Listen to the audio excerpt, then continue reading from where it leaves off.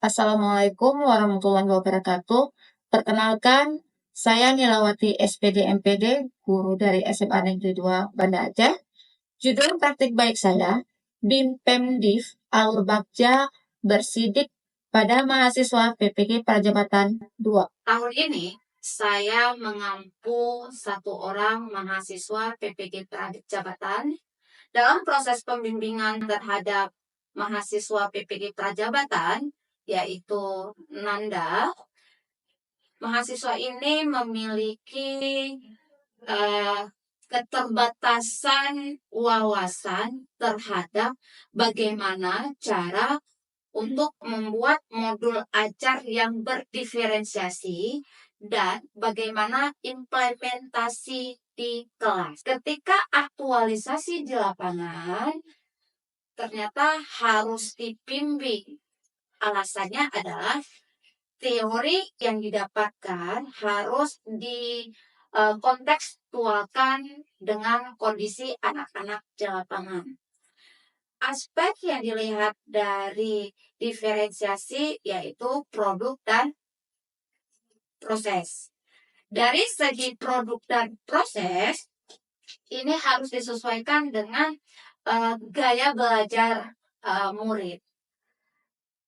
Masalah yang muncul lagi adalah ketika ada murid kinestetik yang jumlahnya terbatas, sedikit. Ketika jumlah ini sedikit, apakah murid ini harus dikelompokkan khusus dalam satu kelompok atau murid ini harus melebur ke kelompok yang lain? Sebenarnya ketika saya membimbing Nanda, saya memberitahu bahwa itu mekanismenya tergantung pada jiwa si guru.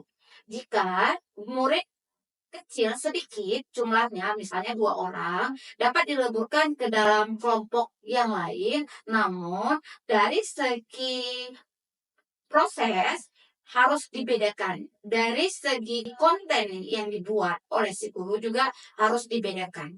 Jadi ketika anak tersebut bergabung dengan kelompok yang verbal ataupun yang audio, anak tersebut dapat juga menerapkan atau menerima materi yang sesuai dengan gaya belajar mereka. Jadi ini yang harus dibimbing secara penuh supaya modul ajar yang dibuat oleh PPM, PPG Prajabatan bagus, benar, tepat, dan aktualisasi di kelas juga benar. Halo semuanya, Assalamualaikum warahmatullahi wabarakatuh. Perkenalkan, nama saya Ganda Fadila. Saya adalah seorang mahasiswa PPG Prajabatan gelombang 2. Saya berencana ingin melaksanakan kegiatan pembelajaran berdiferensiasi. Namun, ketika hendak membuat modul ajar berdiferensiasi, saya menemukan 2 hambatan atau 2 permasalahan. Hambatan pertama adalah saya kebingungan dalam menentukan 4 aspek dari pembelajaran berdiferensiasi, yaitu konten, proses, produk, dan juga lingkungan. Nah, saya bingung nih, dari keempat aspek itu, apa saja yang cocok yang akan saya terapkan di dalam modul ajar saya untuk pembelajaran berdiferensiasi. Nah, kendala kedua adalah setelah saya melakukan asesmen diagnostik di kelas 10 Maroko yang berjumlah 32 peserta didik, saya menemukan bahwa terdapat 15 peserta didik yang memiliki gaya belajar visual, 12 peserta didik yang memiliki gaya belajar audio, dan 5 peserta didik yang memiliki gaya belajar kinestetik. Nah, setelah saya melakukan asesmen tersebut, saya kebingungan untuk mengenai gaya belajar kinestetik karena mereka memiliki jumlah peserta didik yang lebih sedikit daripada gaya belajar visual dan juga audio. Saya bingung dalam menentukan produk dan konten yang tepat yang akan saya terapkan dalam pembelajaran dalam gaya belajar kinestetik. Anda mau melihat atau menulis di modul ajar di aspek yang mana? Ya, kebetulan Bu, sebenarnya sesuai dengan kondisi kelas yang akan Anda ajarkan nanti, itu sepertinya Anda ingin aspek proses dan produk, Bu. Oh, Nanda lihat ke ranah proses dan produk dalam satu pertemuan ya? Iya, benar. Oke, baik. Coba Ibu lihat. Iya. Proses yang telah dikemas bagaimana? Coba lihat. seperti ini. Seperti ini ya? Iya. Oke, ini proses yang telah dikemas. Iya. Materinya apa, Nanda? Materinya mengenai teks laporan hasil observasi, Bu. Oke, LHO. Iya. Otomatis anak-anak akan melaporkan. Iya. Oke, CP-nya apa? CP-nya ini. Oke, ini CP-nya. Tujuannya coba di scroll ke atas. Ini tujuannya. Oke, CP dan tujuannya sudah benar ya. Artinya sudah punya koherensi. Nah, kemudian coba Ibu lihat di model. Model apa Nanda pakai? Oh iya, oke. Model PBL. Boleh. eh Coba lihat prosesnya. Proses yang dikemas. Proses yang dikemas sepertinya ada yang kurang lah Nanda. Bagian mana, Bu? Yang di sini Nanda. Di bagian anak proses untuk diferensiasi gaya belajar kinestetik. Sebenarnya ada yang kurang ya kan? Iya, Bu. Heeh. Jadi sebenarnya, Bu, di kelas itu juga Nanda punya kendala di kelas 1 itu.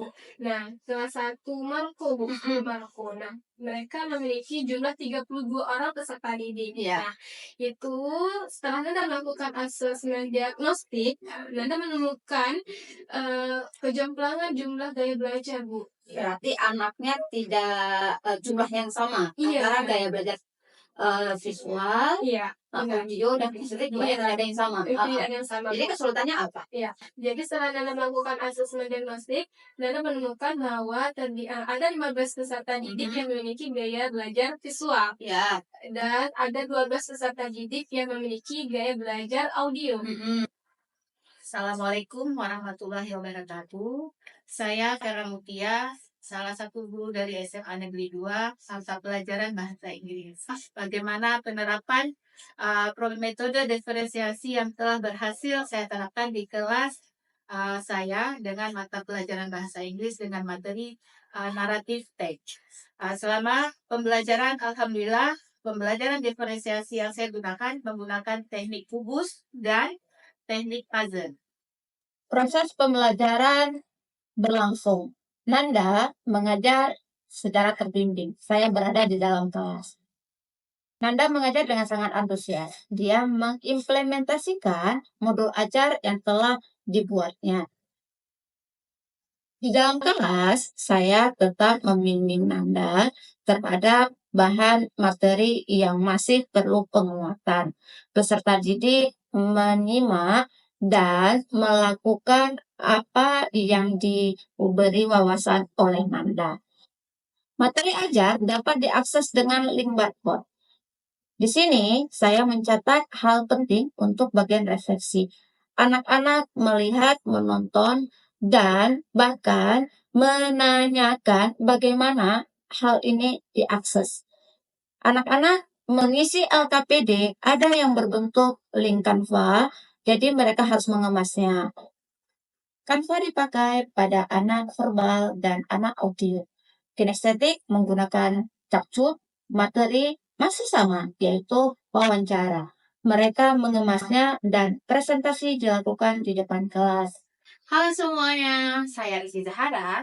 Jadi hari ini kami belajar tentang laporan hasil observasi. Jadi proses pembelajaran hari ini berlangsung sangat seru dan menyenangkan. Hasil implementasi pembelajaran berdiferensiasi yang saya lakukan pada kelas 10 Maroko, ternyata peserta didik sangat antusias mengikuti pembelajaran yang saya sampaikan. Pada tahap akhir, saya dan juga peserta didik melakukan refleksi secara bersama-sama melalui link Google Form yang telah saya bagikan kepada peserta didik. Sekian dan terima kasih.